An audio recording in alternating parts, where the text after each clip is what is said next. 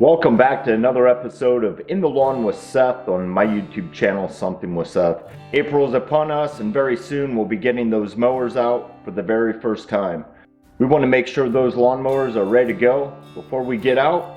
So in this video, I'll cover a few things that we need to make sure that we get done to the lawnmower so we have that great lawn.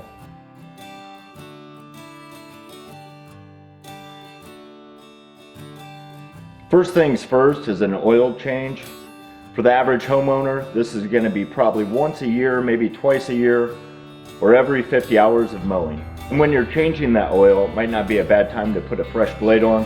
You guys know I have all these oak trees out back. The leaves are still holding on, so I'll just wait 3, 4, maybe 5 mows into the year, get that debris cleaned up before I put a fresh blade on. When it comes to how sharp a mower blade should be, it's really preference. A lot of these manufacturers claim that a replacement blade is sharp enough to put on the mower and give you a nice clean cut.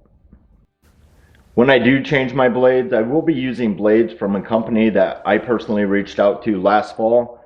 I wanted to try it out, do a video, see how it did on the oak trees out back. They kindly responded, said my YouTube channel was too small. There was some criteria that had to be met to be a partner. They did send me a 10% off coupon. I'm excited. I saved $3.69 on a blade.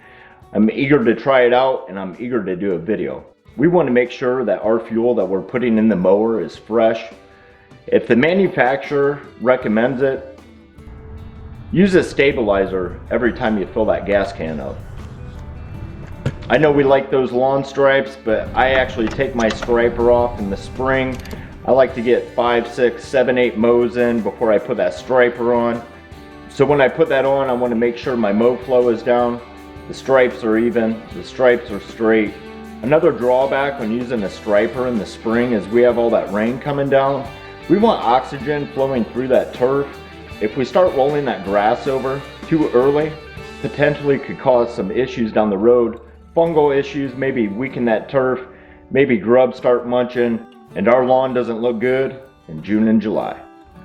Alright, so as far as fertilizer, a little too early for me to be applying fertilizer. Make sure you hit that notification bell. I will be doing a video on the fertilizer that I'm going to be using. You guys have a great night. Thanks for watching and we'll see you next time.